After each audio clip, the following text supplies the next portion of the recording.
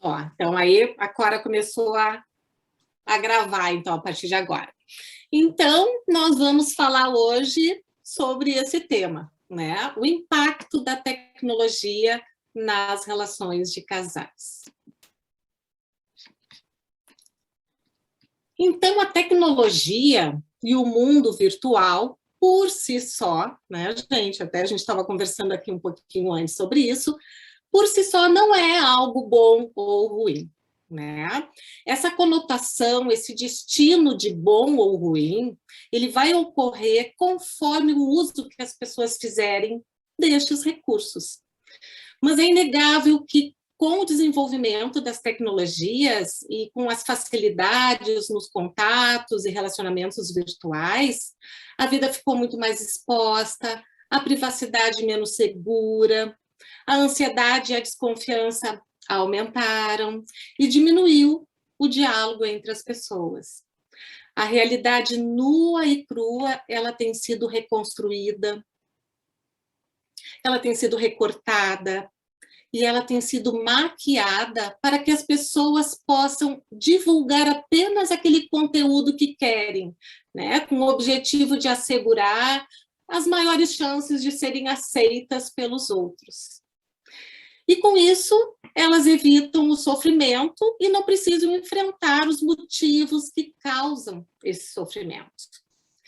E cada vez mais existe um embaralhamento entre as realidades virtual e real, onde o mundo real fica com a parte mais difícil e ruim, e o mundo virtual fica sendo o mundo do prazer. É sobre isso, então, que a gente vai falar hoje. E para ilustrar, para começar, né, aquecendo um pouquinho o nosso debate, e acho que toda essa discussão, essa ideia, essa vontade de conversar e estudar um pouco sobre isso, né, Kate, partiu desse filme que nós vamos aqui mostrar para vocês, né? E por isso a gente construiu uma breve vinheta para instigar, para já, enfim, enriquecer esse nosso momento de hoje, para que não fique assim só um momento de conversa, mas também um momento em que a gente vai usar a arte, né, o cinema, para poder, então, enriquecer. Então, Perfeitos Desconhecidos é um filme que se passa num jantar entre casais amigos, né?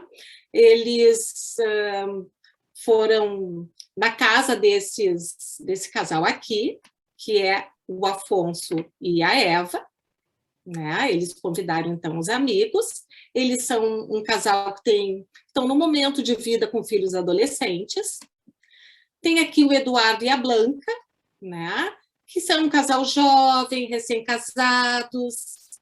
Tem também o Antônio e a Eva, que são um casal que estão naquele momento de vida com filhos pequenos.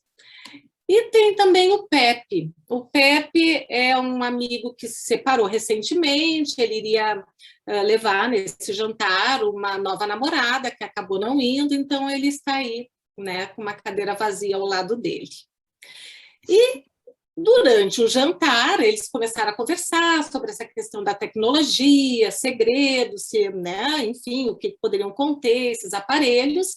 E aí a Blanca propõe, então, um jogo, né, onde todos deixassem, como está ali na foto, o seu celular no meio da mesa, e cada vez que tocasse o celular, seja para o WhatsApp, seja para o e-mail, seja para o Facebook, para o Instagram, enfim, qualquer sinalização seria vista por todos. Então, o dono do celular iria abrir e revelar o que estava sendo comunicado, então, naquele momento. E o filme passa, então, basicamente nessa sala de jantar, ao redor, então, dessa temática, desse jogo da verdade. Então, então, agora a gente vai mostrar aqui brevemente, então, para vocês essa vinhetinha que a gente organizou, então, aqui para todos. Deixa eu ver se eu consigo Vê se tu consegue, senão eu compartilho. Compartilhar de novo. Uhum. Ali, compartilhar o som. E aqui tá. Ótimo.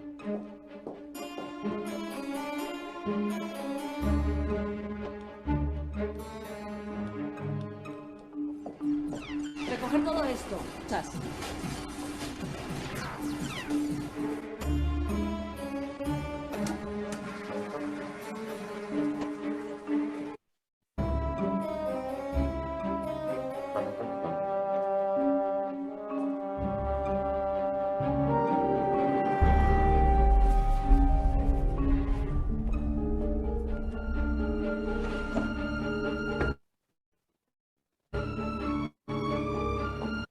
Enterarte de que tu marido se está tirando a una chica que puede tener la edad de tu hija, eso destroza a cualquiera. A mí ella me da pena. La pobre va a necesitar tiempo para superarlo. Con 50 años y la menopausia, que tu marido te la pegue con una mucho más joven. Oye, una cosa, ¿vosotros lo sabíais? Venga, que lo sabían. No, no nos había dicho nada. Venga ya. Claro que lo sabían, por favor. Aunque nos lo hubiera contado, ¿qué tendríamos que haber hecho? ¿Decírselo? Hombre, pues si tienes una relación de amistad con alguien, sí se lo cuentas. O sea que según tú, de haberlo sabido, ¿no? Tendríamos que haberle dicho a Clara, oye, mira que Diego se está follando un pibón de 23 años.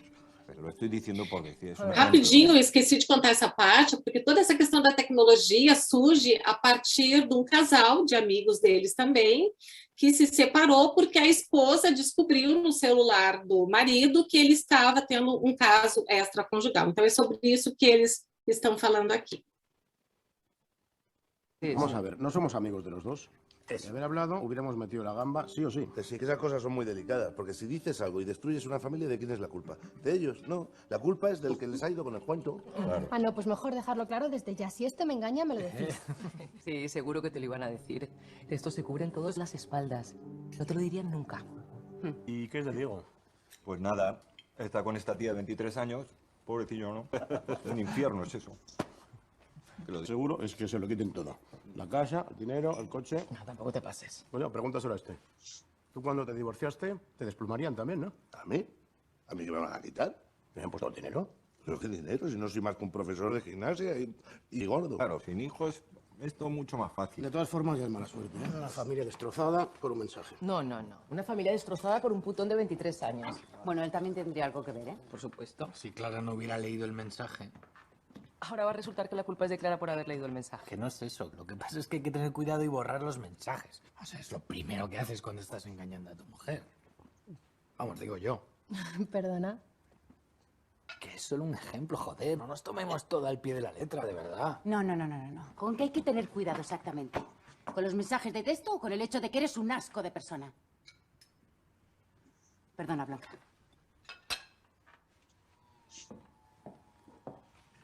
Yo lo único que digo es que esto tiene la culpa. Cuando no había de esto, no había tantos problemas. No, el problema siempre ha estado ahí.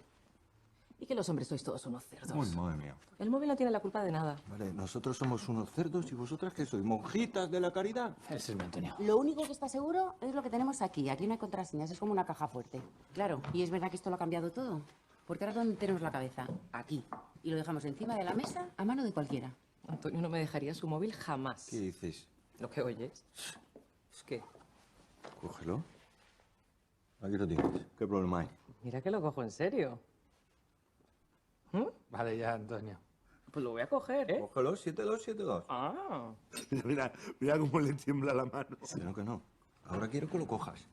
¿Cojo? Que lo cojas, te digo. ¿Lo voy a coger? Sí, pero me das el tuyo. Ya te digo lo que vas a encontrar. Mensajes de la pediatra, de tu hermana quejándose porque no la llamas nunca. ¿Quieres que continúe? Vamos a dejarlo ahí. Mejor dejémoslo ahí. Tú, por ejemplo, ¿tú le dejarías tu teléfono a Eduardo? ¿Yo? Claro. No tengo ni contraseña, vamos. Ah, no, a mí déjame de historias. Yo no quiero ver tus cosas. Yo no soy celoso. Este se tragaría su teléfono antes de dejármelo. Claro, como es psicóloga, sabe perfectamente lo que pienso. No, es buenísimo. Nos enfadamos directamente, sin tener que discutir. Toma, cariño, ahí lo tienes, todo tuyo. Aunque claro, ahora pensará que lo hago para llevarle la contraria y no tiene ningún valor. Nada de lo que haces últimamente tiene mucho valor, cariño. Bueno, resumiendo, ¿qué? Que ninguno tiene ningún secreto, ¿no? No.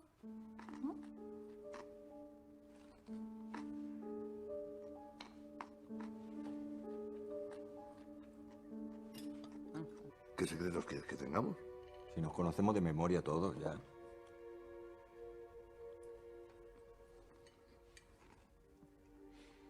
Espera, se me está ocurriendo una cosa. Vamos a jugar a un juego. Dejad todos los móviles en el centro de la mesa. ¿Y? Pues mientras dure la cena, mensajes, WhatsApps, llamadas, lo que nos llegue, lo leemos y lo escuchamos todos juntos. Como no tenemos secretos, ¿no?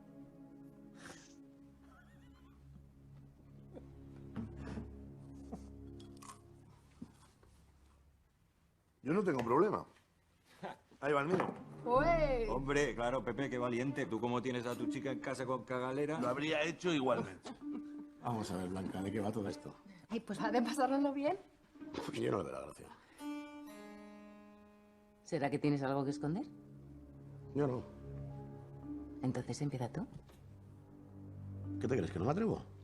A mí lo que me jode es que haciendo el tonto puedo enterarme de cualquier cosa que no me apetece, ¿me entiendes? Si tienes algún lío es cosa tuya. Si tuviera algún lío no sería tan torpe de dejarlo escrito. Por mí no hay problema.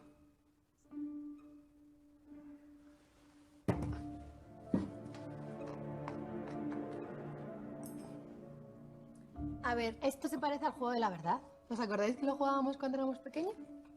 Cuando éramos pequeños también nos matábamos a pajas. Ay, venga, amor, no seas mormo, que va a ser muy divertido. ¿O qué? ¿Debería preocuparme? Para nada. Oye, a ver, chavales, esto va en serio. Es que hasta me parece de mal gusto dejar los móviles encima de la mesa. Antonio siempre lo deja boca abajo. ¿Cómo? Hace así. ¿O crees que no me había dado cuenta? Esos son manías que se hacen sin pensar. ¿Contenta?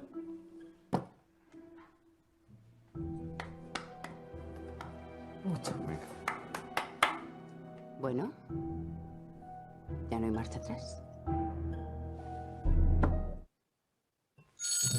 ¿Llamada? ¡Uy, mi padre! ¿A que sí? Por favor, todos callados, ¿eh? Sí. Pon el altavoz. Hola, papá. Hola, cariño, ¿cómo estás? Muy bien. Cenando con unos amigos. He estado con Extremera y sé que la operación la puede hacer también en Barcelona. Él va 2 veces al mes y se queda en el Majestic. Te mando su número y así puedes hablar directamente con él. Vale, gracias. Dale un beso a mamá. Vale, un beso. Chao.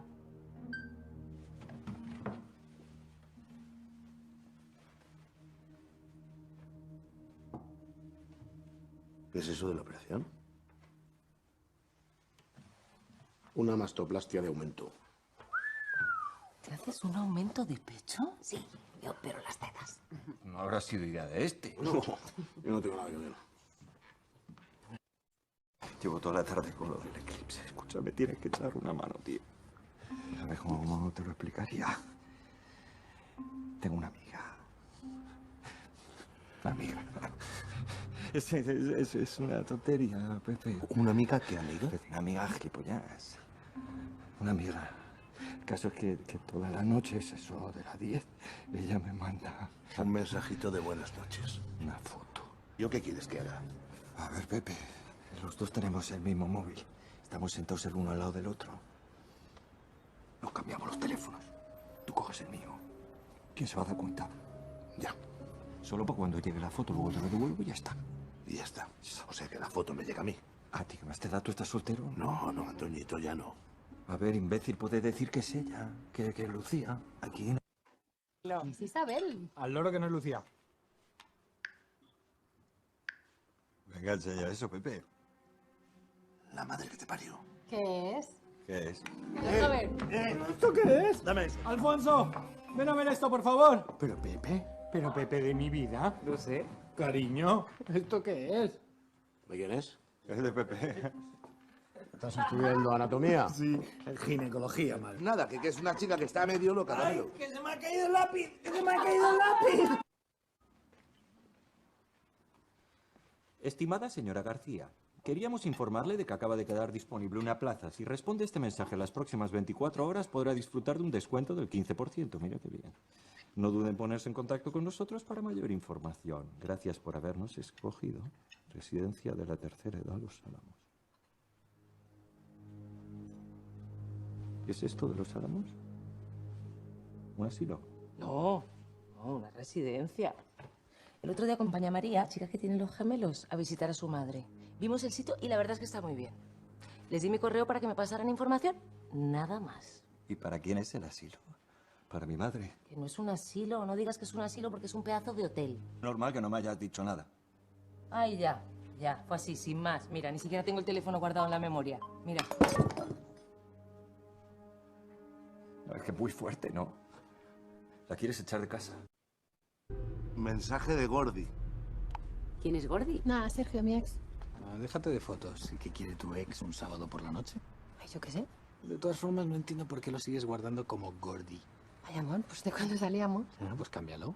¿Vale? ¿Tanto te cuesta? No. Es que lo deberías de tener por nombre y apellido, que ya no es su Gordi. No, es su ex. Precisamente. ¿Y eso te molesta? Pues sí. No te fíes de los sexos como los japoneses, no se rinden nunca. ¿Tú por qué no Esos desapareces un ratito? Como los mayas. Seguro que es un tío de puta madre, hombre. Estará en un bar, aburrido, y le ha dado por llamar.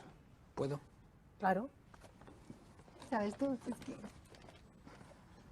Tengo. ¿Qué dice? Tengo ganas de follar. Igual es el autocorrector, ¿eh? Vete a tomar por culo. No, amor, no es el autocorrector. ¿Pero tú de qué coño te ríes? ¿Me lo puedes explicar? Sí, te lo explico. Pues explícamelo. Pues Sergio tiene una relación. Una relación solo de sexo, ¿vale? Pero es mentira. Él está enamorado como una perra. El caso es que soy la asesora sentimental de mi ex. Ya está, por eso me llama. ¿Pero qué coño estás diciendo? ¿Qué pasa, no me crees? No, no te creo. Eduardo. Bájalo. Hola, Mario. Joder, tío, ¿no me llamas? Perdona, es que he estado un poco liado. Sí. ¿Te gustó el anillo? Muchísimo. ¿Le queda bien? Mira que no hay problema, ¿eh? Si quieres te vienes con ella y se lo ajustamos o lo que haga falta. No, si le va como anillo al dedo. Oye, no es un buen momento ahora, ¿eh? Bueno, ¿y los pendientes? ¿Le gustaron? ¿Edu? Tío, Sí. no pareces muy convencido. Hasta luego, ¿eh? Edu. Yo nunca llevo pendientes. De hecho, no tengo agujeros en las orejas.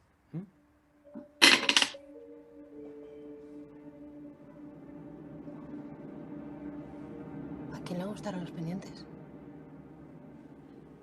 Bueno, ya está bien de este juego de mierda, coño. ¿Veis lo que pasa? Que las cosas se tergiversan. Se están destruyendo parejas, coño. ¿Por qué no coges? Es Lola. Pues entonces cógele a Lola. Pero que me llama por lo del turno. Si lo coges. Blanca. Blanca. ¿Qué haces, Blanca? Blanca, por favor. Dame el teléfono. Dame el puto teléfono, por favor. Blanca. ¿Qué haces? Dame el teléfono. Eduardo, lo siento, es que estoy histérica. He comprado el test en la farmacia y no lo entiendo. ¿Una raya roja qué quiere decir? Creo que es positivo, pero ¿positivo para quién? No lo entiendo. No, Blanca.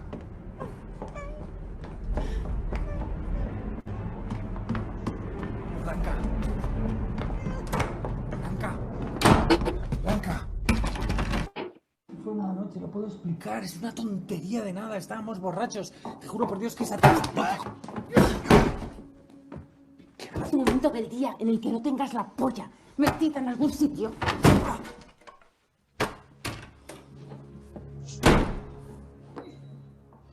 ¿Por qué? Follamos todos los días, incluso varias veces, y somos muy felices. ¿Por qué? ¿Por qué? Acabamos de casarnos. No lo entiendo. ¿Tienes algo que decirme? Nada.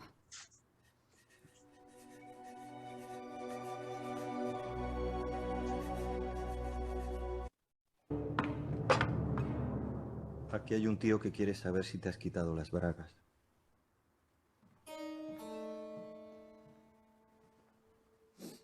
¿No las llevas puestas o qué? Las bragas, que si te las has puesto. ¿Quién coño es Hugo? Nadie. Ah, no. Aquí pone Hugo. Es un juego, una tontería. ¿Y desde hace cuánto que está jugando esta tontería? Que no es nada. No lo conozco. No lo conozco, dice. Nunca lo he visto. Solo nos escribimos. Ana, no me jodas, Te lo juro, solo virtual. Y virtual tu puta madre. Empezó a lo tonto chateando. Así pues, así a lo tonto lo vamos a llamar. A ver qué dice. No. Nos vamos a casa. ¿Qué casa? ¿Qué casa? Pero si es que nunca he escuchado su voz. Él también está casado. ¿Qué quieres que le diga? No, por favor. No, te lo pido. No. Dígame. ¿Ana?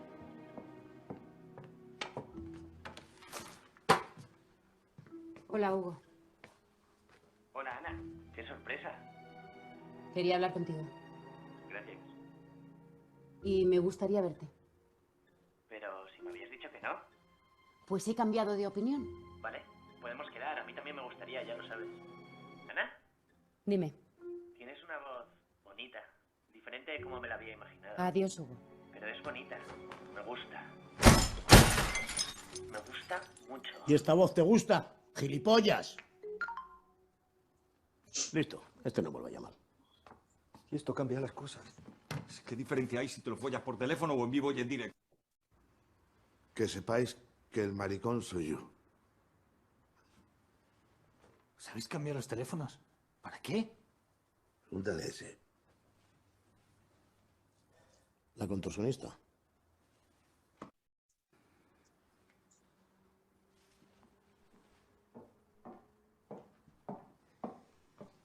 Ha estado muy bien lo del juego, ¿eh? No, oye, de verdad, ha dejado las cosas muy claras. Que os den mucho por el culo a todos.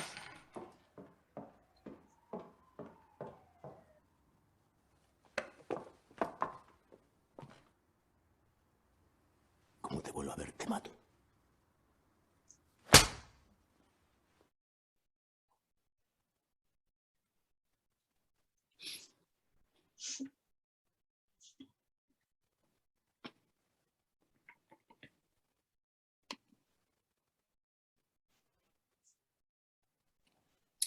Bom, é isso. Então, agora quem vai dar continuidade é a Kati. Espera aí só um pouquinho. Vamos lá. Uhum.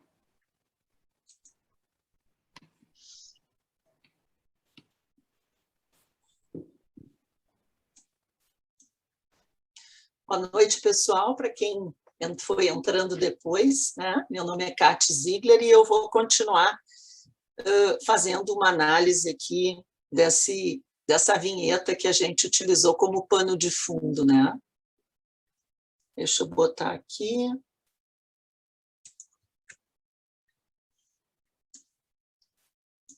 Bom.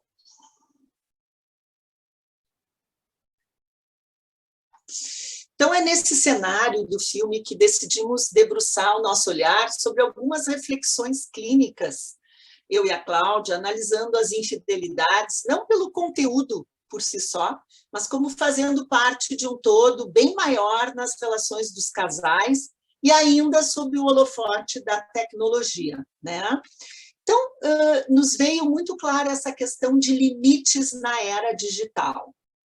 Então, assim, durante meio século, ocorreu uma discussão polêmica entre educadores, profissionais da área da saúde mental, sobre como a televisão prejudicava as crianças e adolescentes.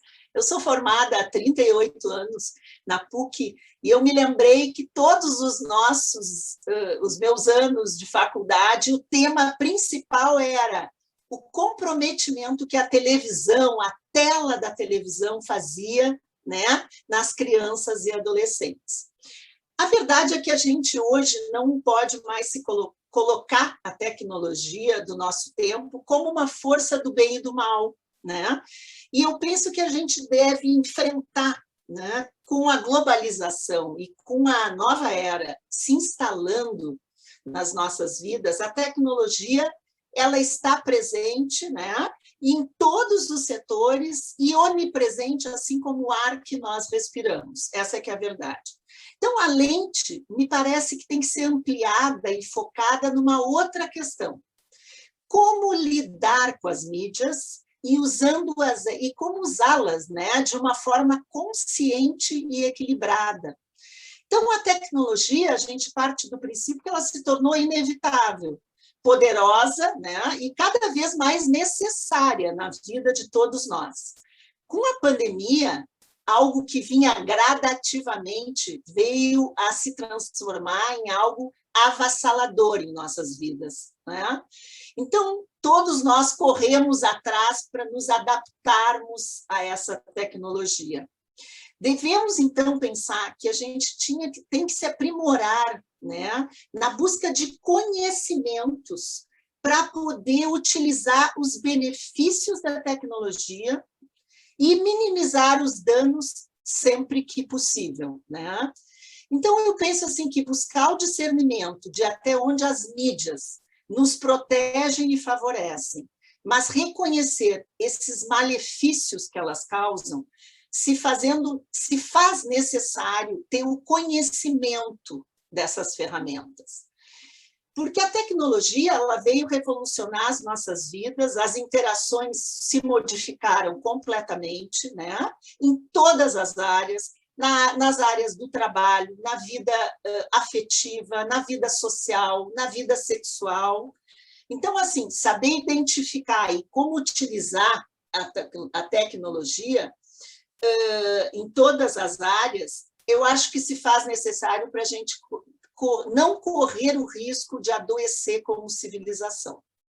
Então, as TICs, como chamamos, né, as tecnologias de informação e comunicação, elas são obrigatórias, mas a maneira como nós vamos utilizar elas é que elas vão medir o impacto nas nossas vidas. Então, a gente percebe que a gente está diante de um mundo vivendo a oportunidade de criar um avatar, né, onde se é aquilo que se gostaria de ser no mundo real. Então, a gente percebe no Instagram, nas mídias, né, todos percorrendo e seguindo as pessoas idealizadas, isso é muito presente. E o Bauman discorreu com tanta propriedade quando ele falou sobre tempos líquidos e a fragilidade dessas relações amorosas num cenário onde o real se mistura ao virtual, onde as relações sociais são batizadas de conexões virtuais e os riscos de se viver junto e separado nessa sociedade moderna, líquida, né, torna-se constante. Então, eu penso que é um tempo de reconexão. E, para isso, a gente precisa ter um pouco claro alguns conceitos importantes, né, como privacidade, intimidade e segredo. Então, assim, desenvolver intimidade e manter privacidade, atualmente, realmente é um desafio. Esse é um dilema antigo, na verdade, não só agora, porque nos remete a questões da humanidade ligadas aos nossos mais antigos vínculos de apego, que é o aproximar e o se afastar, né? Então, no ciclo da vida, do desenvolvimento do indivíduo, na passagem de diversos estágios de crescimento, todos eles representam ganhos e perdas. E todos são oportunidades de crescimento e de amadurecimento emocional. E para que o eu e o tu, né, estarem íntimos, pressupõem diferença e distância e, ao mesmo tempo, semelhanças e aproximação. Então, a riqueza está nessa dança. E esses conceitos de privacidade e intimidade se fazem muito importantes, né? Privacidade seria, então, tudo que é de intimidade, terreno particular que não é público. Nós, profissionais da área da saúde mental, diferenciamos sobre o aspecto intrapsíquico o íntimo do privado, né? O íntimo seria aquelas representações mentais, fantasias inconscientes que ficam resguardadas, né, de nós próprios e até de nós próprios e também dos olhos alheios, né? E o privado seria mais a relação direta com aspectos interpessoais que merecem ser resguardados no mundo externo. E a gente observa que quanto mais vulnerável o indivíduo, mais ele tem essa incapacidade para proteger a própria privacidade. Só que aqui eu acho importante ressaltar que nós vivemos um mundo diferente, né? Onde os nativos digitais têm culturalmente essa noção de privacidade e de intimidade totalmente diferente. E eu acho que nós, profissionais da área da saúde mental, temos que começar a conhecer mais profundamente isso, né? E outro conceito importante é o segredo, que é algo diferente, que é algo separado, afastado, que é mais próximo ao tabu, né? Que envolve áreas intocáveis, que mostrou tantos segredos nos filmes, né? Nessa vinheta, não apenas por serem íntimos ou privados, os segredos, mas porque eles têm a conotação do proibido, né? E são passíveis de punição, né? E induzem a vergonha, né? Pela censura dos outros. Então, a Amber Black, que é uma terapeuta de família muito conhecida nossa, né? Ela tem um posicionamento, ela diz que qualquer informação que afete diretamente o bem-estar de um indivíduo, mas está sendo retida dele mesmo ou dos outros, assume para ela uma dimensão de segredo e não de privacidade. E aí nós temos muito os segredos construtivos e os segredos destrutivos, né? Os segredos construtivos seriam a base da nossa individuação, né? Do processo de individuação. Eu acho que o que fica muito claro nesses segredos construtivos, e eu sempre dou como exemplo, é a necessidade que os adolescentes têm de se individuarem dos seus pais, né? De transgredirem, e a necessidade que, para se separar deles, eles têm que ter a sua caixinha de Pandora para poderem avançar no seu crescimento. Esses são segredos construtivos, né? E os segredos destrutivos são, muitas vezes, as infidelidades, né? As quebras de acordo, não só as infidelidades sexuais, mas as quebras de contratos, né? Que no filme fica muito claro tantas quebras que houveram, né? Não só de ordem de infidelidade. E existem as mentiras, claro, que são as sociais, sem tanto cunho destrutivo, né? E eu acho fundamental para a gente poder entender intimidade, privacidade e segredo, essa dança toda, falar de fronteiras do sistema conjugal, né? Familiar. Então, assim, para pensar e criar pensamento, é preciso ter o direito de escolher os pensamentos que se comunicam e os que se guardam em segredo. E a existência de fronteiras claras e bem definidas protege a diferenciação do sistema e de seus subsistemas, né? Bem como regula esse fluxo de informação. E a essa incapacidade, né, por sua vez, de se ter reservas e de guardar segredos, denuncia esse comprometimento que nós falamos, tanto intrapsíquico quanto relacional, né?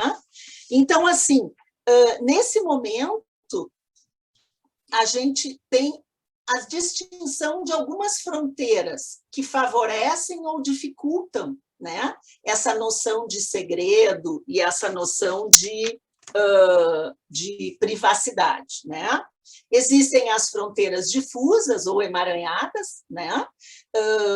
Aqui no caso eu botei uma família, mas no caso específico a gente está falando em casais, né? Especificamente, que são aqueles casais que se fundem no eu, né? Se fundem no eu e no nós, né? Se misturam, onde não tem segredos, não tem privacidade, não tem intimidade, né? E justamente a privacidade ela é exposta e defasada, inclusive. Existem as fronteiras rígidas, né?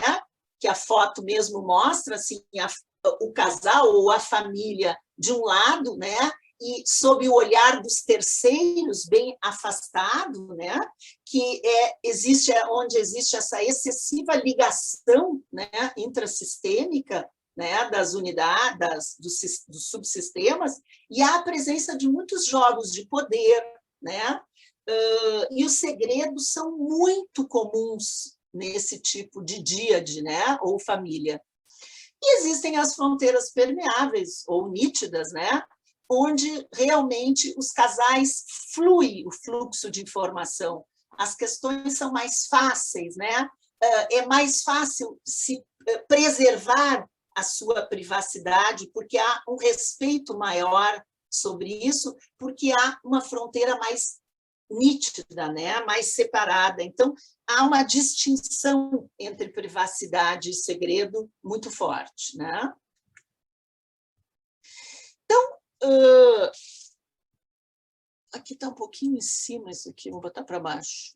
Então, surge um novo triângulo, né? O casal e a tecnologia, que a gente quis fazer essa reflexão, eu e a Cláudia, né?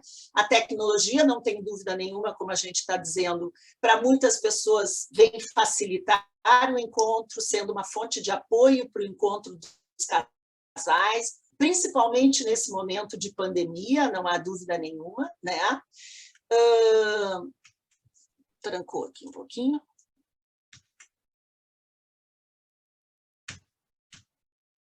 Por que trancou?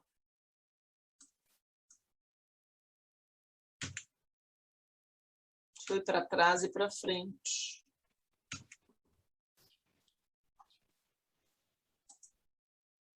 Por que será que trancou? Pois é. Ah, está aqui, ó. Mas a tecnologia pode ser esse terceiro elemento que a gente está colocando, né? Por isso o impacto nas relações, que entra triangulando para que o conflito principal entre o casal seja evitado e não resolvido. Porém, né, os rituais, a gente não pode perder de vista que os rituais da vida diária têm sido muito afetados pela tecnologia. Então, os momentos que eram preservados, que eram considerados hora do casal, enfim, a hora da família, eles foram invadidos por essa tecnologia e foram contaminados, né?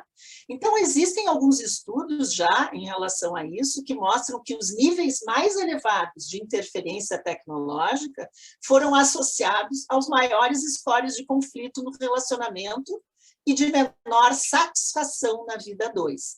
Mas eu penso que isso está sendo ainda muito pouco estudado ainda, né?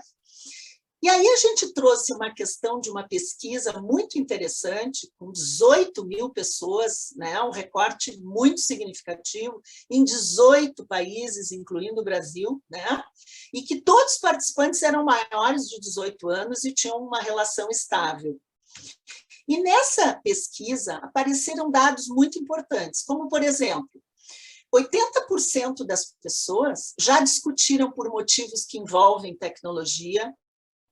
As principais causas dos desentendimentos: passar tempo demais no celular, dar mais atenção ao celular do que ao companheiro, interpretar os textos e as mensagens, que são muito comuns no consultório, que atrapalham a comunicação, né, de forma equivocada, o uso excessivo nas refeições, que isso é trazido a todo momento já no consultório, né?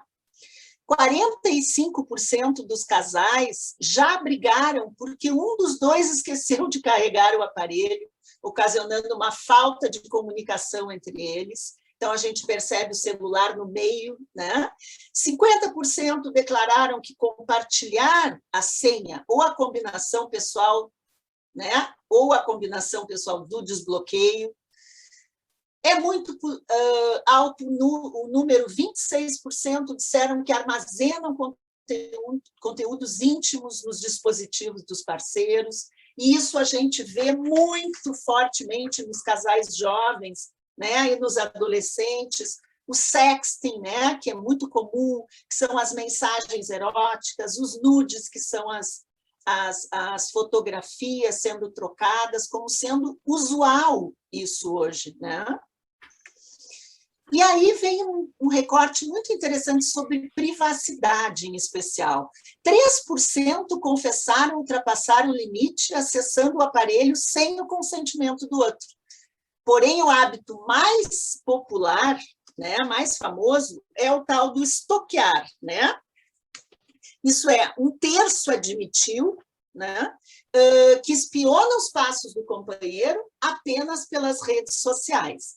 E aqui é muito importante fazer uma colocação que o stalkear, né, na web, ele a partir de 11 de abril, ele é considerado hoje crime, passível de 6 meses a 2 anos. Né?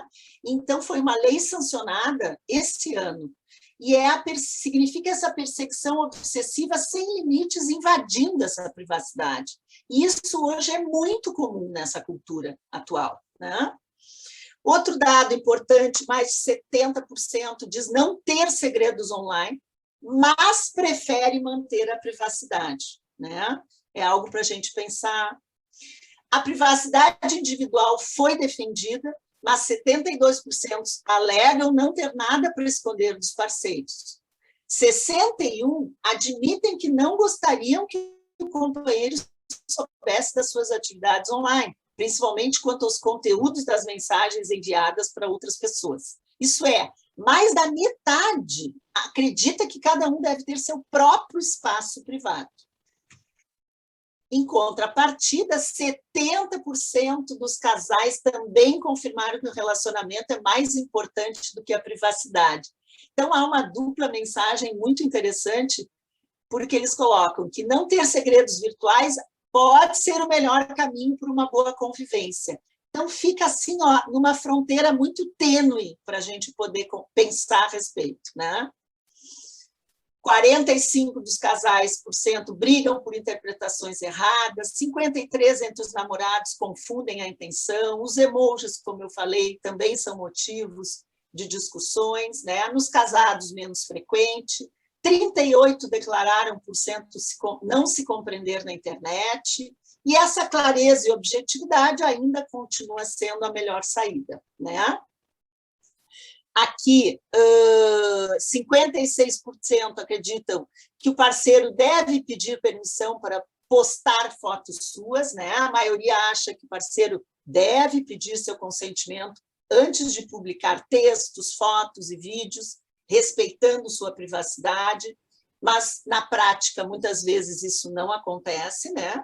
Porque a gente percebe que nas redes sociais, 48% apagam as informações compartilhadas após cumprimento, 48% encerram a amizade, 37% bloqueiam para impedir contato, mas 31% continuam espionando, que é o stalkear, né? Que é algo muito frequente nessa geração, né? Ai, meu Deus, trancou. Não seria o impacto da tecnologia se não trancasse. Ai, ai. Eu acho que está fadado a ser assim, Kátia. Kátia, tenta usar as flechinhas lá embaixo da tela em vez do teclado. Ah, melhorou. Então, obrigado, Cora. Então, a gente levanta essa questão paradoxal. A tecnologia facilitou muito a comunicação entre os casais, não tenha dúvida, ok? Mas as relações virtuais também abriram espaço para muitos conflitos e a gente não pode perder isso de vista, principalmente nós, profissionais da área da saúde. Então, assim, honestidade, boa comunicação são fundamentais dentro e fora do mundo digital, no mundo digital e no mundo real, né? E acho que, assim, esse recorte que eu coloquei rapidamente, eu acho muito interessante, a gente conversou muito, eu e a Cláudia, que o Cristiano Nabuco fala em sua pesquisa sobre uma interferência da tecnologia nas relações, e ele ressalta algo, assim, muito importante, né? Que quando nós usamos os eletrônicos, nós entramos num estado, né, de consciência alterado, que se chama experiência de fluxo, né? Que ocorre quando fazemos algo que é muito prazeroso, né? E ao mesmo tempo gratificante. Então a gente sente que a gente fica muito tempo ausente, né? Sentimos que ficamos, aliás, pouco ausentes, né? Quando, na verdade, nós perdemos essa noção do tempo. E isso tem, na verdade, gerado muitos conflitos relacionais e sociais também, né? E familiares, né? Então, aqui eu trago só um exemplo dos fubbers, né? Que é um fenômeno que está ocorrendo, né? Que é o fenômeno do fubbing, né? Que são essas pessoas que socialmente, profissionalmente aqui entre os homens, socialmente, afetivamente aqui embaixo, eles estão se conectando somente online, né? E eles não conseguem mais se dar conta, né? Que o online e o offline são mundos à parte, são mundos diferentes, né? Então, assim, as pessoas ignoram as pessoas ao seu redor, e isso é algo muito grave que está ocorrendo, né? E a gente tem que ter muito claro isso. Então, pessoal, esse foi o meu recorte para a gente pensar. Deixei essa frase para a gente também pensar que o amor é uma coisa ideal, o casamento é uma coisa real, a confusão do real com o ideal jamais fica impune, né? Que é de Goethe. E a Cláudia vai aí continuar a nossa reflexão, Cláudia. Contigo agora. Ok.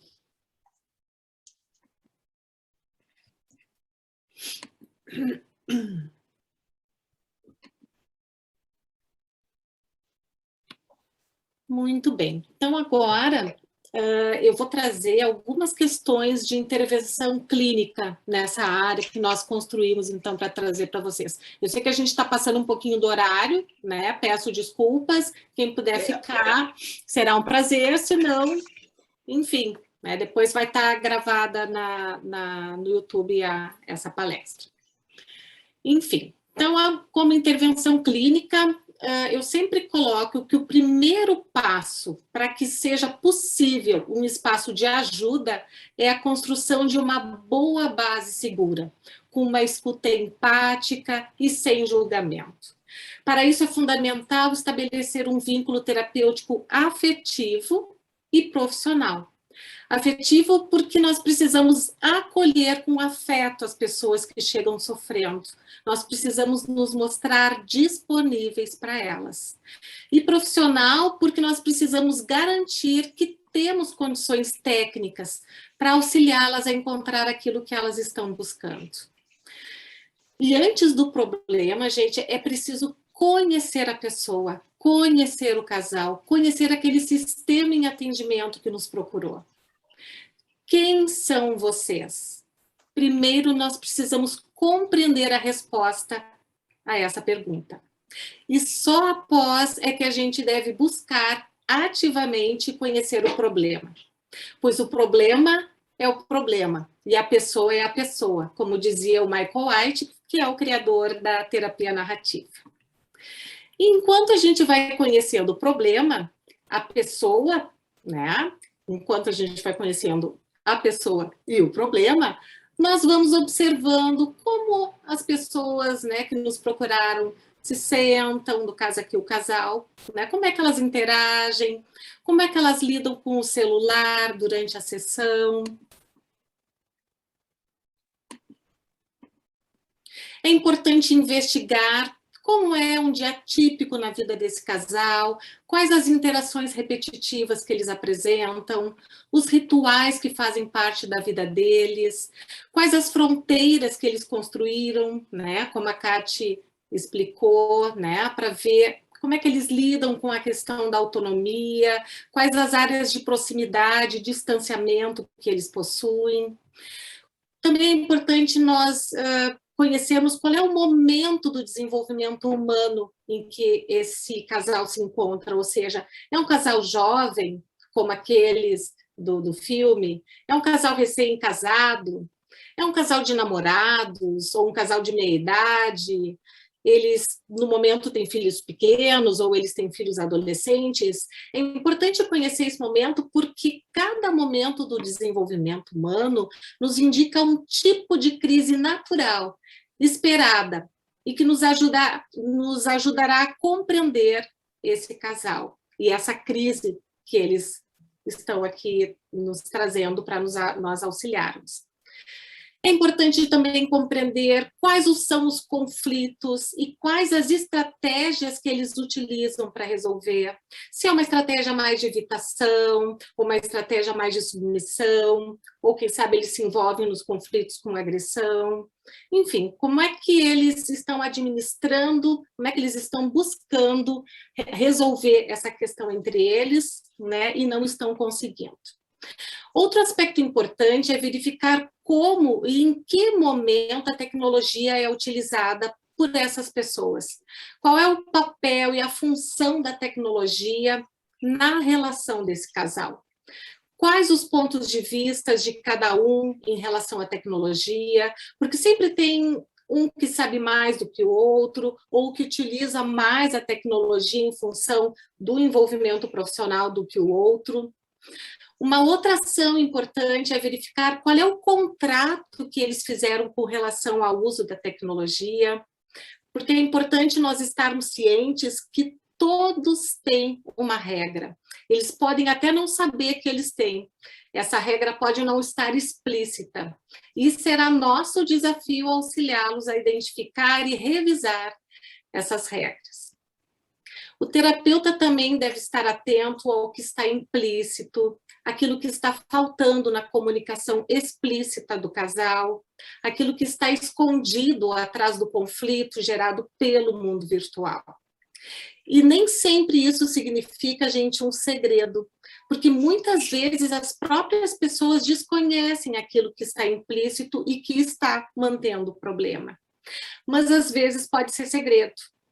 E a gente precisa estar atento a isso. Um outro ponto importante é identificar os gatilhos para esse conflito do casal e conhecer quais são os padrões circulares que mantêm esse sofrimento. Então, é importante trabalhar nos padrões recursivos desse casal. As pessoas tendem a se queixar que os problemas dos outros são a causa do seu sofrimento. Pois nós, da TMS, costumamos iniciar, né, com uma pergunta diferente sobre esse tema. Uma pergunta que está aqui para vocês. O que você faz ou deixa de fazer que reforça o que você mais detesta no outro? Ou seja, de que forma a tua comunicação pode estar reforçando esse padrão indesejável do outro? Normalmente as pessoas estranham essa pergunta porque elas ainda estão usando a causalidade linear para entender os seus problemas, ou seja, elas estão buscando o culpado e a vítima. Então é fundamental a gente auxiliar as pessoas a conhecerem os padrões circulares que geram sofrimento, percebendo a sua corresponsabilidade nos problemas, bem como a influência conjunta de todos os envolvidos na busca e na conquista das soluções.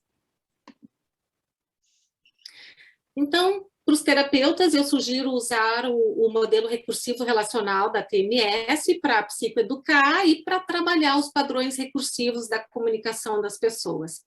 O Eduardo falou um pouquinho sobre esse modelo na primeira palestra, e eu não vou explicá-lo em função do tempo, mas no nosso livro e no curso online da TMS, quem quiser conhecer, está lá super explicadinho.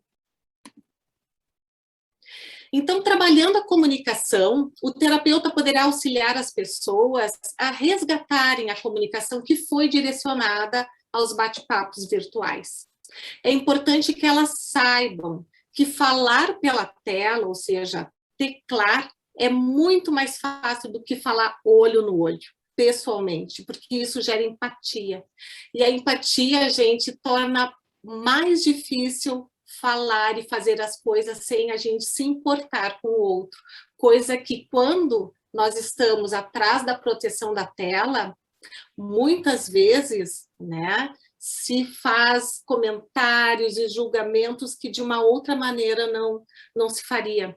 Aliás, a proteção da tela tem permitido comentários e julgamentos que possuem uma dureza raramente vista em outras épocas da nossa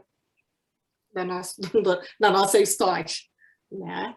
Então, é importante a gente poder estar atento a essa questão. Opa, passei aqui. Eu vou trazer uma outra técnica da TMS, que se chama mapa sistêmico do duplo vínculo recíproco. Essa técnica ela consiste em descrever de forma gráfica o mapa das comunicações de uma determinada situação, para que as pessoas possam compreender as estratégias de resolução de conflito que elas utilizam e que mantêm, então, os seus padrões circulares de sofrimento. E vou trazer, como exemplo dessa técnica, eu vou trazer um mapa do padrão de comunicação da Ana e do Antônio, que é esse casal da foto, referente àquela situação que envolve a presença da mãe do Antônio na casa deles. E eu escolhi esse ponto aqui para iniciar o mapa, porque a gente está aqui numa situação artificial. Em terapia, quando a gente trabalha com o mapa, a gente escolhe isso junto com o casal. Então, o Antônio leva a mãe para a casa deles, sem perguntar para a Ana se ela poderia ficar com eles. Com isso, a Ana distancia-se do marido e é agressiva com a sogra, e busca o amigo virtual. Nesse momento, a emoção que surge na Ana é a raiva, pois a Ana se sentiu desconsiderada com a atitude do Antônio. O pensamento que surge nela é de que ela não é importante. Ela pensa que o Antônio não se importa com a opinião dela, mas não fala com o Antônio sobre isso e vai buscar o amigo virtual. Ela utiliza a estratégia de evitação para lidar com essa questão. E a gente, então, busca verificar sempre as emoções, os pensamentos, os comportamentos e estratégias de resolução de conflito em cada passo do mapa. Mas aqui, em função do tempo, então, eu trouxe só essa partezinha para poder mostrar para vocês. O Antônio, então, ele se distancia da Ana e vai buscar a amiga virtual. A Ana, sem falar nada para o Antônio, busca uma geriatria para a sogra, né? E busca o amigo virtual. E o Antônio segue mantendo a mãe em casa, sem conversar sobre isso com a Ana, e eles, então, ficam aí presos nesse padrão de sofrimento, que está aqui representado para vocês no mapa, né? E reparem, então, como é que fica bem claro, né, no mapa de comunicação, o papel da tecnologia nessa relação, que vai ocupando os espaços desse distanciamento do casal e vai atendendo as necessidades que não estão sendo supridas aí na relação deles. Então, como eu já falei para vocês, é necessário auxiliar o casal a renegociar o seu contrato relacional com relação à temática do conflito. Porque ter um contrato claro, com as regras objetivamente conhecidas, é o ponto de partida para um relacionamento saudável. Quando a combinação ela é bem firmada na vida real, ela tende a se expandir com segurança no mundo virtual, mesmo com as tentações da internet. Um bom contrato, gente, afasta o óbvio, aquela ideia pré-concebida de que todos pensam a mesma coisa sem precisar conversar de forma clara e assertiva sobre o tema, quando se ama, quando se é um casal. Então, não é porque há amor e convivência que eles, por osmose, eles vão pensar, sentir, se comportar da mesma forma. É preciso conversar e negociar. Só assim é possível encontrar um consenso sobre temas que são importantes para eles e também sobre as regras que irão orientar o funcionamento do casal. Com relação ao uso da tecnologia, é muito importante combinar sobre a privacidade, como, por exemplo, se as senhas das mídias, né, vão ser compartilhadas entre eles. É importante conversar sobre as expectativas com relação aos usos de fotos nas redes sociais, das postagens, das curtidas, dos comentários, e não se deve ter constrangimento, porque às vezes poder falar sobre isso, né, as pessoas ficam, mas não vou ficar, parece que vai estar me controlando, por que eu vou falar sobre isso? Pois a ideia justamente é oposta, né? Aqui precisa ser uma relação de troca, uma relação onde as combinações, justamente, elas vão proteger aquilo que é necessário para esse casal. E, ao combinar, eles vão estar, então, buscando um acordo consensual para as questões que para eles são importantes. E um outro aspecto importante é ter claro o que caracteriza uma infidelidade virtual para eles, né? O que são os amigos virtuais, o que é sexo virtual, a pornografia, a traição, o que isso é para cada um? Como é que eles vão lidar com essa temática?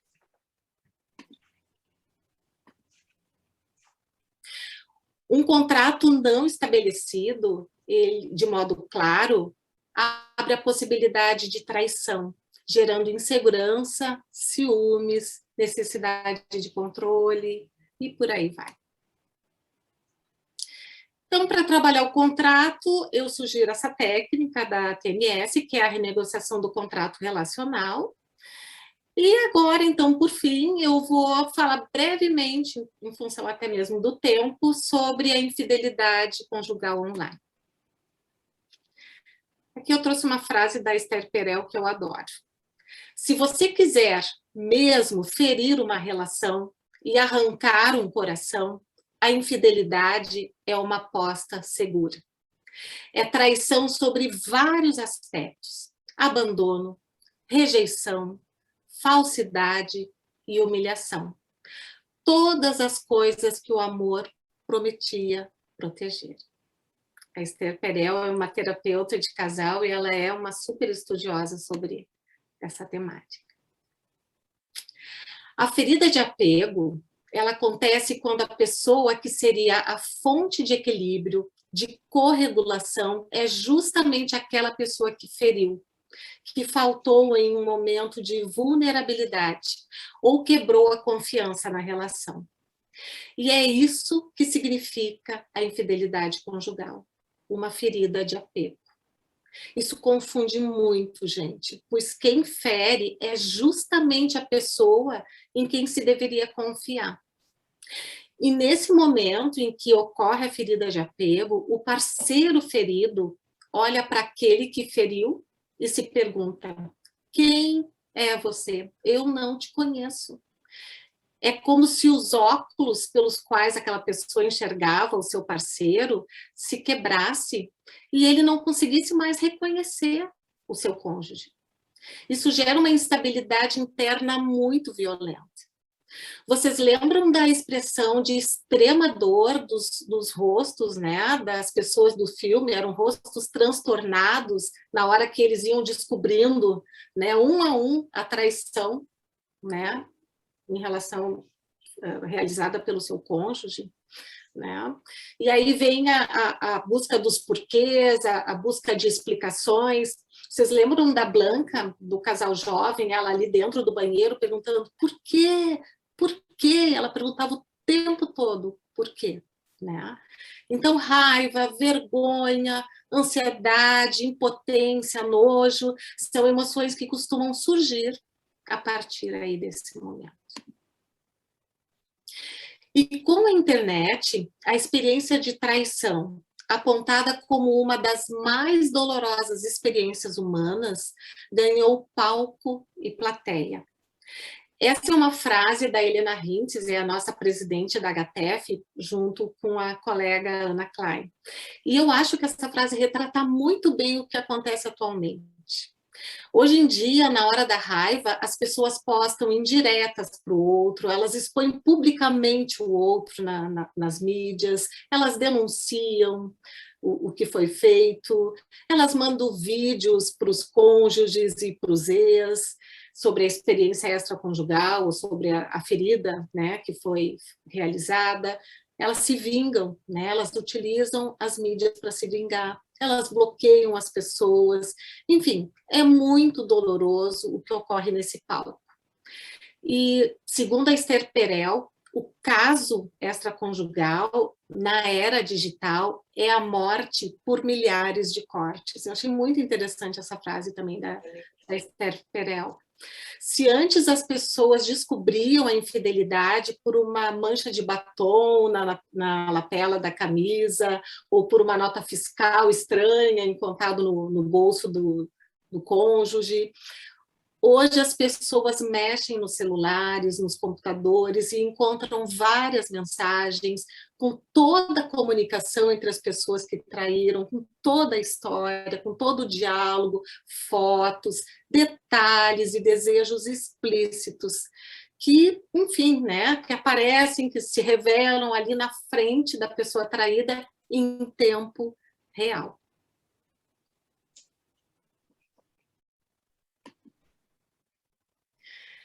Então, são essas as pessoas que chegam nos nossos consultórios. E precisamos acolher tanto a quem foi ferido, quanto aquele que feriu. É importante lembrar que a pessoa que feriu, gente, também está numa situação difícil. E com uma escuta empática, sem julgamento, o terapeuta deve auxiliar o parceiro que feriu a assumir com clareza a sua responsabilidade, sem mentiras e sem subterfúgios. Para que o processo terapêutico seja possível, o relacionamento extraconjugal ele tem que ser interrompido, a não ser que a terapia seja para trabalhar o divórcio. Para que a gente possa ajudar o casal, é muito importante manter o foco que está sendo trabalhado, porque, caso contrário, nós vamos ouvir muitos detalhes, muito conteúdo e não iremos conseguir trabalhar nada. É importante não paralisar no conteúdo, e sim olhar e trabalhar no processo do casal. Nós precisamos auxiliar e apoiar a necessidade de falarem sobre as emoções e as preocupações que surgirem sem serem interrompidos, porque a interrupção nesse tipo de conflito ela é bastante grande, ela acontece com frequência. E se houver dependência de internet, é necessário encaminhar para um tratamento individual. A indicação de dependência é quando existe sensação de perda de liberdade e o comportamento virtual acarreta prejuízo social, profissional, familiar ou emocional. Quando o mundo virtual se sobrepõe à realidade, a internet passa a ser um meio de suprir demandas emocionais e começa a interferir nos relacionamentos reais, existindo aí uma grande chance, então, de haver dependência. E isso, gente, não se cura desligando um botão, mas com apoio e com tratamento.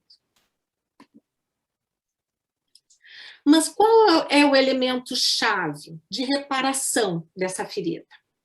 Segundo a Sue Johnson, que é uma outra profissional, uma outra autora que eu gosto muito, da terapia focada nas emoções, a grande reparação é quando o ofendido pode ver nos olhos do ofensor refletida a sua dor.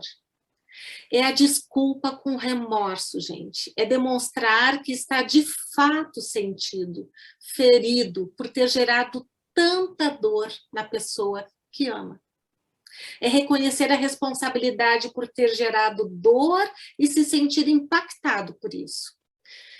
E muito mais do que as palavras, é dizer isso na emoção correta e não na pressa de encerrar logo e deixar tudo para trás, o que é muito comum a pessoa que fere procurar fazer. A pessoa que feriu, ela precisa acolher o ritmo da pessoa ferida, pois é uma cicatrização que vem de dentro para fora. E quando isso acontece, o parceiro ferido, ele tende a despertar empatia no parceiro que feriu.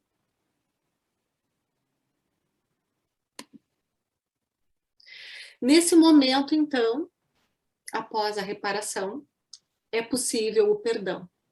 O perdão é um processo e é importante investigar quais as crenças da pessoa ferida e do casal a respeito dele. O perdão deve ser oferecido à pessoa que ofendeu e não ao ato ofensivo. Isso é muito, muito importante. O perdão deve ser oferecido à pessoa que ofendeu e não ao ato ofensivo. E para trabalhar essas questões, eu indico a técnica da comunicação emocional, da TMS, né? E também a técnica da conta secreta e do ritual de perdão.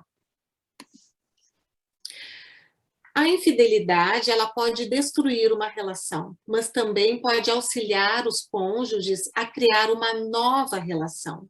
Uma relação que manterá alguns padrões antigos, mas que ganhará outros padrões mais saudáveis de acordo com as necessidades atuais do casal. A minha experiência clínica mostra que o desfecho dessa história tem muito a ver com a qualidade da história anterior desse casal. E eu vou encerrar aqui com uma pergunta que eu aprendi com a Esther Perel. Ela faz para os casais, então, que buscam ela em função da dor da ferida causada pela infidelidade. Ela coloca mais ou menos assim. Atualmente, no Ocidente, a maioria de nós terá 2 ou 3 relacionamentos ou casamentos. E alguns serão com a mesma pessoa. O primeiro casamento de vocês acabou. Gostariam de criar um segundo casamento juntos?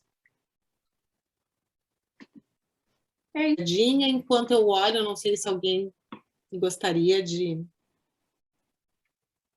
trazer alguma questão. Cláudia, acho que uma questão que é importante, que talvez a gente, não sei se a gente passou, e eu acho que é importante falar, é que quando tu tratas, né, essa questão da infidelidade, e não só a infidelidade aqui, de novo falando como uma só sexual, mas como uma quebra de um contrato, né, entre 2 pessoas, 2 parceiros, né?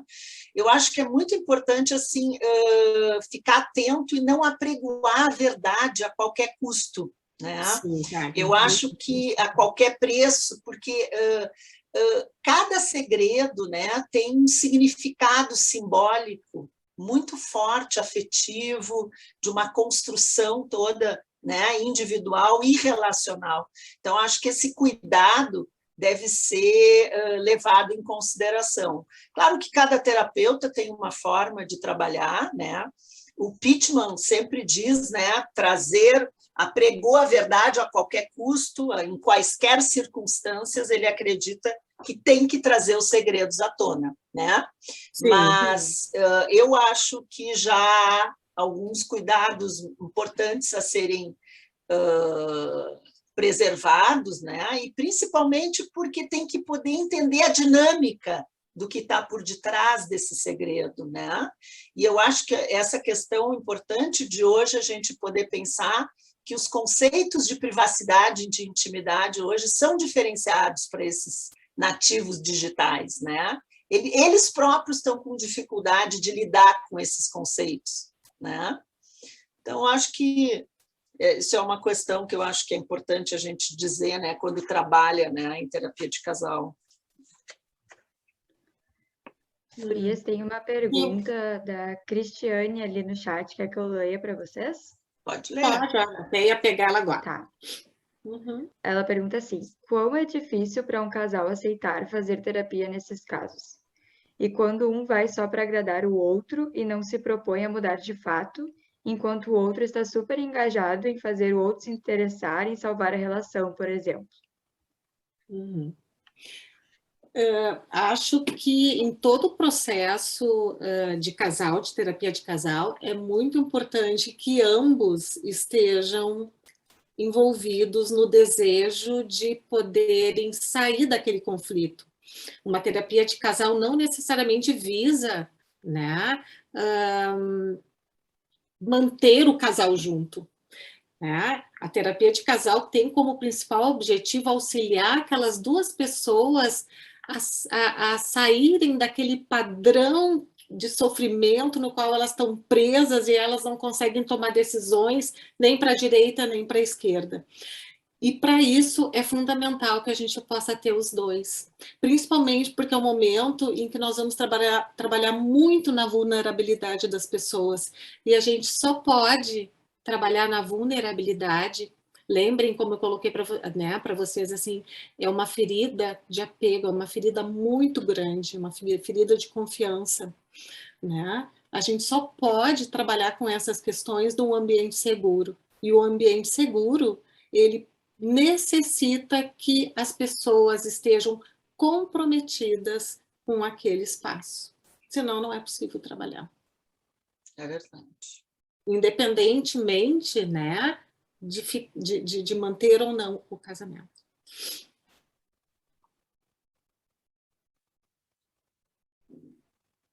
É porque muitas vezes a terapia de casal acaba onde um não se compromete, como a Cristiane, né, colocou, é porque, na verdade, isso vai aparecendo, né, no processo da terapia, naturalmente, né? E aí tu pode ir encaminhando para um outro tipo, né, de terapia, que é a terapia do divórcio, enfim, da separação, como alguns referem, né? Que aí o objetivo se transforma em outro objetivo. Mas eu acho que sempre quando tem ainda uma sementinha, tem que poder plantar essa semente.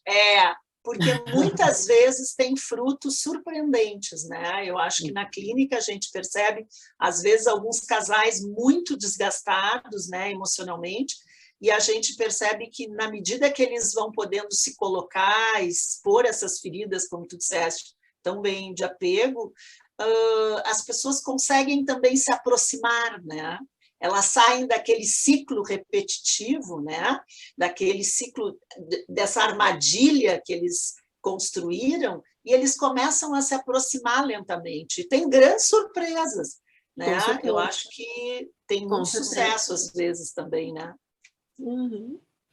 E quando não se quer, enfim, um não quer a terapia e o outro gostaria de ajuda, acho que poder buscar uma terapia individual, né? Pelo menos nós somos terapeutas sistêmicos, nós entendemos que quando uma parte do sistema se movimenta, naturalmente vai estimular que a outra se movimente também. E nesse movimento, muitas vezes é possível trazer aquele cônjuge que está mais resistente ao processo de terapia. É como se coloca, é uma questão de não julgamento, mas a gente, como terapeuta, nós precisamos proteger, né, as pessoas que estão ali no nosso set. Uhum. E é como diz a Marilene Marodin, né, que é a tia do Eduardo, foi uma grande professora, ela sempre colocava que a gente precisa investir na gota, né? Na gota. Na gota do casal. É verdade.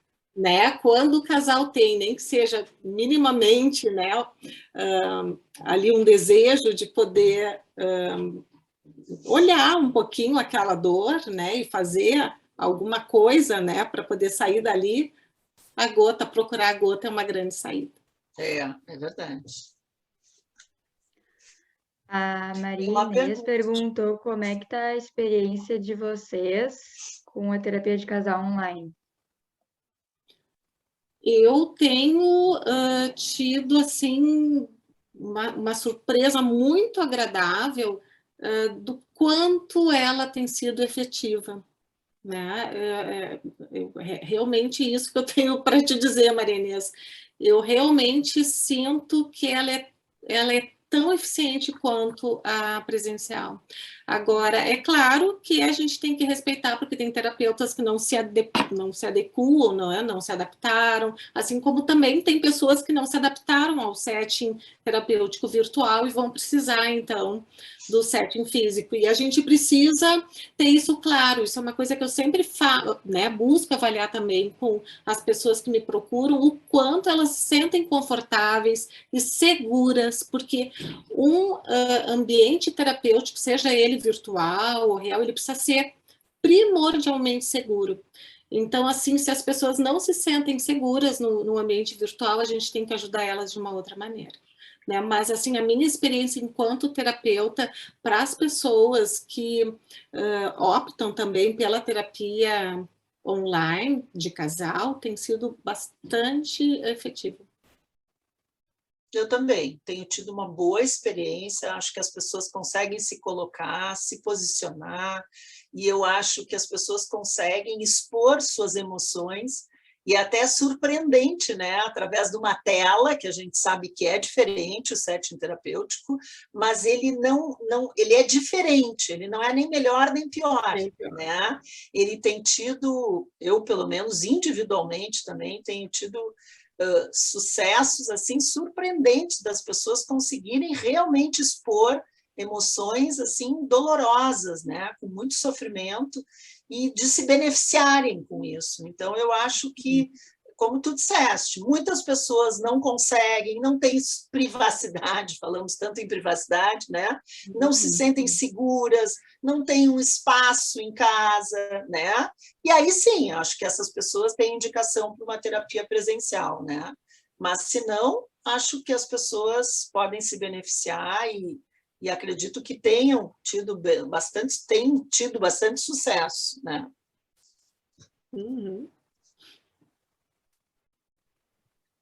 A Eu acho que mais Cristiane uma também, pergunta, né?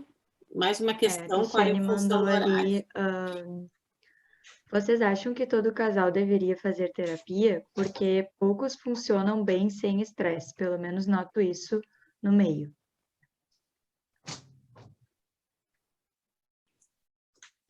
O que tu acha, Kati? Eu acho que É a gente tem relativo. aquela máxima, né, que a gente vive dizendo.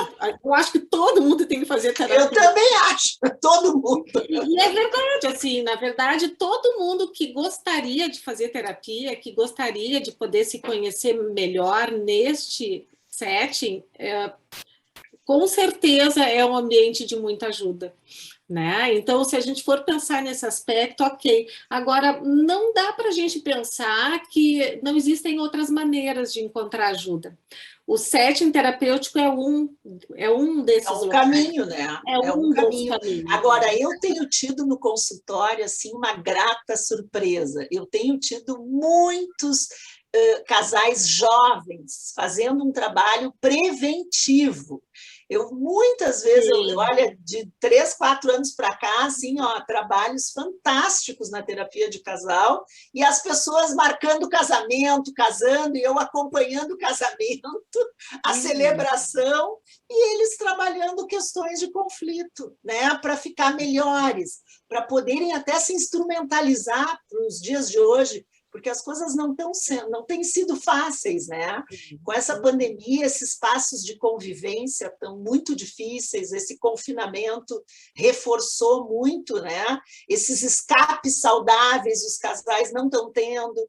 Então, todo esse desgaste, né, ele acabou muito reverberando nas relações, né, dos casais. Então, eu acredito que se as pessoas buscarem como uma forma preventiva, né, porque hoje em dia todo mundo faz um test drive, né, então, assim, eu acho muito bom, que coisa boa poder enriquecer a relação, né, e poder fazer um trabalho preventivo, né, a nível de casal, de parceria. Eu acho fantástico, acho que se todo mundo puder fazer isso, mas é como tu disseste, acho que tem outros caminhos também que a gente pode buscar, não só na terapia, né? Com certeza. Como terapeutas e também pessoas que já fizeram terapia, nós somos suspeitas. E acho que uma coisa boa, eu acho, né, desse momento que a gente vive, é que o fazer terapia não é mais visto daquela forma preconceituosa que antes era vista, né? Então, tu tem razão, Kátia. Hoje, muitos jovens buscam terapia, não porque os pais encaminharam, porque eles pediram para buscar terapia, casais de namorados, cada vez mais. Então, assim, acho que o setting terapêutico, ele realmente tem sido percebido de uma maneira geral pelas pessoas como um espaço de ajuda, sim. Talvez não o único, e acho que nem tem que ser o único, porque nós somos seres complexos, a gente não pode reduzir as coisas, né? Está bem fora até da nossa forma de pensar o mundo, né? Mas com certeza o setting terapêutico é um dos espaços que tem sido cada vez mais procurados, e é sim um espaço onde se encontra ajuda. Não sei, Cristiane, se a gente respondeu aí a tua questão, né? Mas A Miriam faz não sei se uma pergunta, lê aí, Cora. Ela diz assim, o ou a terapeuta deveria fazer parte do cortejo do casamento, assim como os padrinhos. Mas, Miriam, muitas vezes eu já fui convidada para... Eu já fui convidada e já fui em casamento. Assim, não sou tão com certeza. E é uma alegria, assim, independentemente de ser convidado, porque, na verdade, é um pouquinho da gente que fica na história desse casal, assim como esse casal deixa também um pouquinho da história deles na nossa história como profissional e como pessoa, porque a gente cresce como pessoa na nossa profissão, né, também. Mas é até comum, às vezes, as pessoas nos convidarem para esse momento. E acompanhar esse resgate, esse perdão, como tu disseste, essa reparação das feridas de apego, é muito gratificante, né?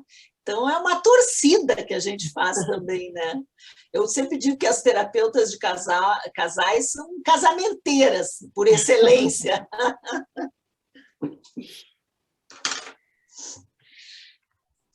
Então tá, né, gente? Acho que já passamos bastante do horário aqui, né?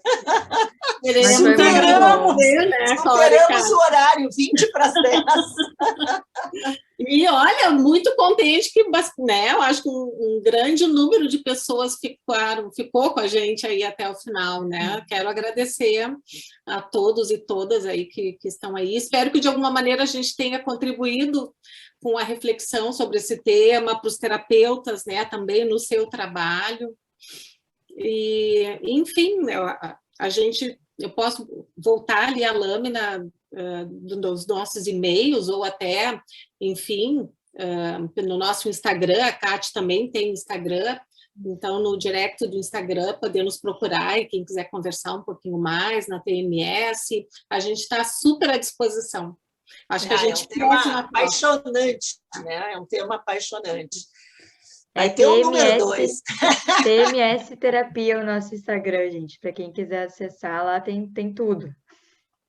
Isso, então quem quiser até falar com a Cate, pode mandar para a TMS que a gente redireciona a pergunta para a Cate, o contato de quem quiser falar com ela também. Eu acho que até simplifica mais. Pode ser, Cate? Claro, claro. Olha, um agradecimento especial a ti, querida, né?